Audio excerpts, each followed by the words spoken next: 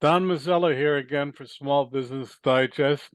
While this topic might seem to appeal to women only, men will also gain a lot from our next guest, Selena Mezvani.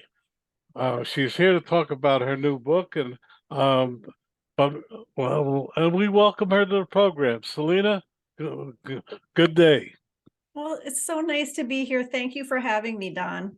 Okay. Selena, as we ask all our guests, first, tell us a little bit about yourself personally, then about your business and your career. And I know you have a book, but we'll get to that in a minute. And finally, a website where people can learn more. Okay, sounds great. Well, it's really my mission on this planet to help more underrepresented groups step up and lead. That is so important to me.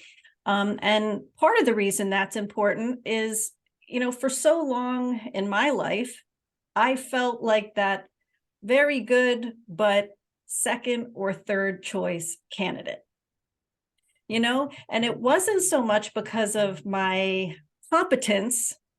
It was because of my confidence, that I didn't feel like that first choice person. And it was when I started committing to changing my confidence that it really changed my life. So it's a big part of my goal and mission to share some of those confidence building ideas with others. And I know it can change other people's lives. Okay, The but thing, before you go, tell us a little bit about your life. Where did you begin? Okay, a little bit about that, just so our audience gets an sure. idea. Well, I am Philadelphia, born and bred. And I am very happily busy. I have almost 11-year-old twins, boy-girl twins, which has been a really cool, uh, fabulous little petri dish in my own home of looking at men and women and gender dynamics. It's been amazing. And I am a newbie weightlifter. Sometimes people don't expect that from me, and really just enjoy spending time, traveling and being with my husband, Jeff, and fitting in many exciting things that are bubbling. Oh, okay. And do you have a company? I do. I am an entrepreneur. My company is called Next Gen Women LLC, as in next generation women. And I speak to audiences around the world. I have the pleasure of training audiences on building confidence and presence in the moments it matters most. So that's been a real joy to get to do that, from the World Bank to Microsoft to Under Armour and all kinds of industries. Hmm. Okay. And your website? Yeah, it's my name. So it's selenarezvani.com. And You better spell it out for our audience. sure. So Selena, Selena, and Rezvani, Rez as in zebra, V as in Victor, N as in Nancy, I. And very excited too to be out with a recent book. Okay. Well, that's why you're on this program. But you're here because you have a very interesting, I want to say shtick, but a very interesting thought. So tell us basically why you're on this program, which I find fascinating. Yeah, well, I talked about the fact that committing to building confidence made a real change in my life and an improvement. And one of the things I recognized is most of us don't have a lifetime to build confidence. We want to be able to act with greater boldness now. So one of the things I'm excited to talk to you about, and that I go deeply into in my book, Quick Confidence, is small, bite-sized actions we can take every day to build lasting confidence. And that also we can talk about, some of the gender differences at play that may be there when we look at men and women and confidence. Well, let's stop there and first talk. Why do people not have confidence in themselves? So if we're looking at all of us, there's a few reasons. One of the biggest reasons I see people lose confidence is breaking promises to themselves. So if you think about it, Don, right? When you or I make a promise to somebody and we make good on it, here's your $5 back. Here's that item I borrowed from your desk. It feels good, right? We get a little kind of internal reward that we made good on that promise. And the opposite is true. Researchers have actually found this, right? That it creates discomfort, some dissonance in us when we don't make good on that. And it's the same with ourselves. When we commit to do something, when we say, I'm going to do that thing on Monday, and we don't, we start to look at ourselves as a little bit more unreliable. It hurts our confidence levels. So one of the observations I've made is the most confident people tend to keep the promises they make to themselves. And if you want, anybody listening wants to do more of this, making fewer promises can be a great place to start. Making fewer promises, ones that you really feel you can make good on, or shrinking the size of your promises, maybe so that it's not some like lofty commitment, but is something you can accomplish and feel good about. Well, that's very interesting. I hadn't thought of that. See, I always think of people with less confidence are those that almost in childhood fail at something and never recover from it. So some not making a little league team or some such thing as that. But you're saying it's breaking your promise to yourself. Yeah, If I'm and hearing you. that's right. And I think it can be different things. I don't think it's only one thing that brings that low confidence. And I appreciate your point around a setback or a failure. There's so much exciting research that shows, particularly out of Stanford University, it's not so much what happens to us exactly, but how we frame it, how we think of that lesson, that setback, that learning moment. And so one of the things I like to tell people is, confidence doesn't need to be this sleek, effortlessly cool, bulletproof kind of persona. Certainly doesn't need to be something you're born with. I think one of the things we can all do is reframe how we think about confidence. That confidence is being bold enough to ask for help when you need it. Confidence is having a learning mindset, knowing you don't know it all, but kind of keeping growth right there front and center.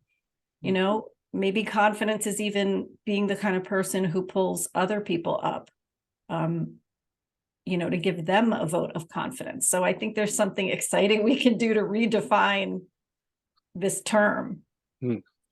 Well, you've written a book about that. Tell us a little bit about the book and show us a copy. Yes, this is my book, Quick Confidence, and I could not be more excited for it to be out in the world.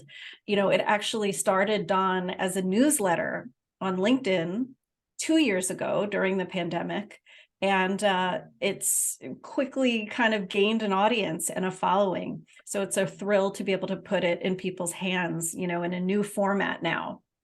And what I love about this book is I talked about the fact that we don't have a lifetime to kind of learn confidence. What are small, everyday actions and practices we can put into place to grow real confidence, authentic confidence? And that's what this book has. So 85 plus tips that work on mindset, body language and physicality, and then also interpersonal moments. you know, how it is we relate and communicate with others. Well, let's stop here for a moment and first talk about how do people recognize that they don't that lacking confidence is almost a key to their unsuccess? Well, one of the things, one of the signs might be kind of the someday I'll disease. Someday I'll put my name in for that promotion. Someday I'll write a book. Someday I'll make my first video and put it on social media.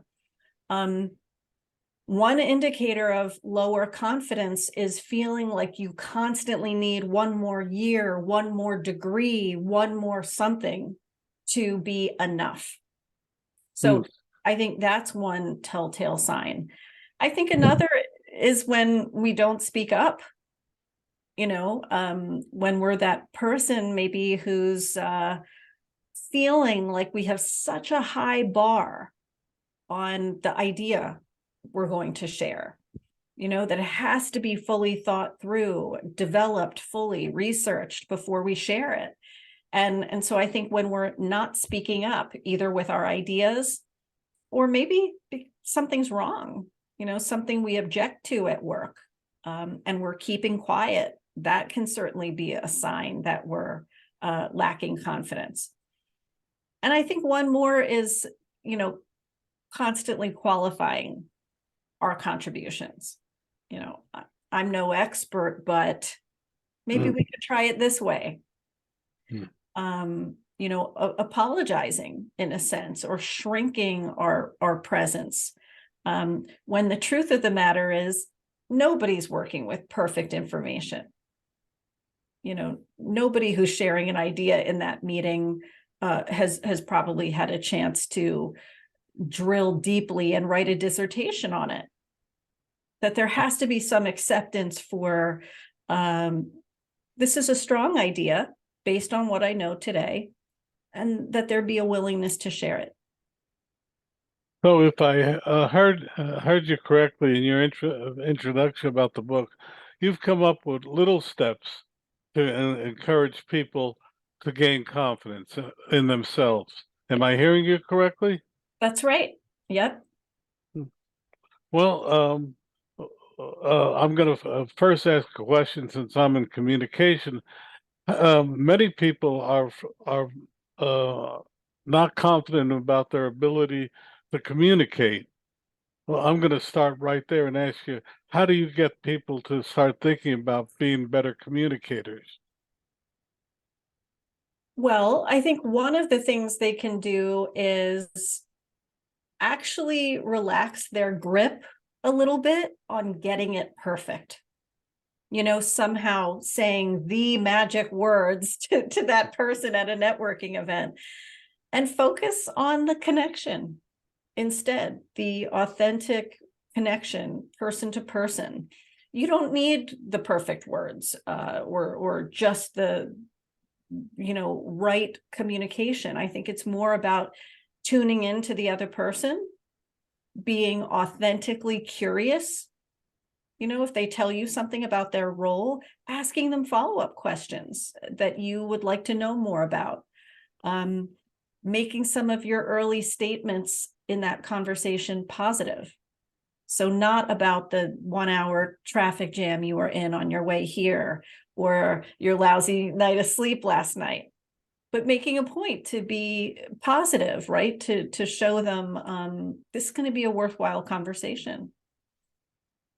The other thing that I think can help us with this is something I call affectionately the dog principle. And so when it comes to communicating with people, think about your average sweet dog. When somebody comes to the door of the house, they don't kind of sit in the corner and overthink, should I greet them or not? They go right up to them, right, Don? Right. They go right up to that person. And so one of the things I like to encourage people to do is be the first. As a habit, as a rule, be the first to go up to somebody and say, hello, my name is Selena. Be the first at that party or networking event to say, hey, why don't you join us? And invite somebody into your circle. Be the first to kind of say hello to the new person who just joined your organization. When you habituate that, initiating contact with others, it can double your confidence, even if you're not a particularly outgoing person. Just because you're practicing this on a day-to-day level kind of becomes no big deal. Well, let me stop here because I want to go back to it, but I'm going to ask you a question. What's the difference between being shy and not having confidence? That's a really interesting question. And, I'm not sure there is a huge difference. I'm not sure I see a lot of meaningful difference between those two things, because when we're lacking confidence, we may be in a mindset of second guessing, of asking a question like, am I good enough? Will they like me? And I think shyness has a lot of very similar kind of attributes. Am I enough as is? What are they going to think? It's this internal process that can be, the opposite of reassuring. And yeah. And it's just a question I've often, because some of the shyest people I know are some of the most interesting people once you get to know them. But you have to break the shell. They can't break their own shell. Yes, that's really true. And I think shy and unconfident people have so much to offer, right? They're often, particularly shy people, deep thinkers, rich imagination, great ideas. And we know this about some of the research on more introverted types. Really a rich inner world, but like you say, it might take a different approach to break in or to earn trust and have that really exciting conversation. Your book again and where people can get it? Yeah, thank you. It's Quick Confidence, everybody, and it is available everywhere books are sold: Amazon, Barnes and Noble, your local bookstore. 85 plus tips on building confidence. Okay, now let's devote some of this program. Give us one or two tips to building confidence. Sure. So there are so many. One of the ones I want to talk about is around intimidation. Lots of people will say to me, I might feel psyched up and confident going to work. Then I have to deal with this really intimidating person, and it kind of hurts my confidence. And so one of the things I like to tell people is when you're dealing with an intimidating person, a VIP, a bigwig, make a point to interact with the person, not the power. So not Sarah, the CMO of a Fortune 500 company, right? Which can sound kind of intimidating to any of us. But Sarah, the person who probably wanted 10 more minutes of sleep this morning, like you and me, Don, who probably made breakfast, might also be a mom, a sister, a friend, and speak to that person, peer to peer.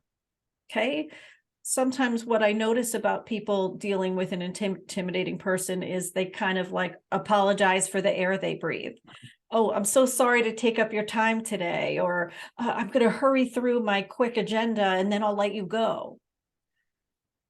It's a lot more powerful. It builds our own confidence when we approach that person respectfully, but peer to peer. Right? It's you and I versus the problem we're trying to solve. So I think that can be a really powerful confidence shift. we talked about keeping the promises you make to yourself. I want to share something that's been really powerful in my own life, and it's helped a lot of my clients, and it's affirming yourself. So before you have one of those high stakes moments in your life, maybe you're going on a job interview, or you're getting ready to give a presentation to the leadership team. If you're feeling your confidence quake, coming up with specific mantras, sound bites that reassure you, in a deep way. For me, these are things like, I earned my place here. I 400% belong. Another one I like, if I take a wrong turn, I can right myself. What is that for you? For those listening, what would be that ideal, piece of reassurance that would make you feel good? Fixating on that, kind of rehearsing it in your mind can be so powerful. And research actually backs up that it reduces our performance anxiety when we use these mantras to get ready. So who doesn't want that? I find, by the way, it's more helpful when they're specific than, say, like general platitudes, like I am peace or something like that. For me, less effective than something more specific. I belong here. I 400% belong here. Well, my one is always imagine the audience being a bunch of butchers, but that's me. I love that. That's so unexpected, but it works for you, huh? Why not? Have mouth will travel, but that's Love it. uh but give us another one. This is your program. Yeah, I'd love that. So one simple one, right? And we kind of learn this from the animal kingdom once again, is what do animals do when they want to feel powerful? From wolves to bears, right, to cats, they make their bodies very conspicuous. They big up, as I like to call it. And it's the same for you. Even if you are feeling not terribly confident, maybe you're at a networking event and I don't know, you're feeling kind of outside. Everyone seems to know each other. Maybe they're not inviting you to join their little circle. Okay. In a moment like this, it would be very easy to kind of shrink a little bit, maybe hang out in the corner, engage in low talking, furtive eye contact. And I want to encourage people to do the opposite, right? Even if you're feeling, oh, I don't totally belong here, I'm feeling unsure. If you're standing, lengthen your back to the sky. Okay, again, this is data backed to make us feel better. Use what I call surfer stance. So, rather than making yourself compact, kind of folding yourself up tightly, standing with your legs a little more than shoulder width apart to really own your full bubble of space, right? Doing this sends a powerful message to your brain, like, I belong here, right? And it's the same idea if you're seated. A little confidence boost. Let's say, again, you're in a job interview or important conversation. Really envelop your chair. So don't perch on the edge of your chair, right? Which makes you look kind of tentative or nervous. And also don't fold your body tightly, in the center of that chair. Push your spine all the way back to the back cushion. Feel the support. Use the armrests. Take up space, right? Sometimes I say this is like celebrate what your mama gave you. And that's something confident people do. Okay, your book one more time. Yes. So my book is Quick Confidence. I know it's going to help so many people, to show up and take those bold actions to make those bets on themselves. Okay, we only have about a minute left. What would you like to leave our audience with? Well, I'd like to leave them with this. Don't underestimate what you can do and overestimate what everyone else can do. you know? Well, she seems so ready. He seems so educated. They had the right training or background. Don't tell yourself no before they do. And I want to encourage all of you to go for it. One of the largest studies in the world was done on regrets. And how interesting that one of the top regrets in life, top categories, was boldness. Those moments that we could shoot our shot, we could approach that CEO, start that company, write that article, raise our hand for that juicy opportunity. And we didn't. So my advice to all of you would be go for it. Think boldly, and then mentor somebody else to do the same. Well, on that note, we say thank you for a very illuminating time. Thank you. Thank you so much, Don.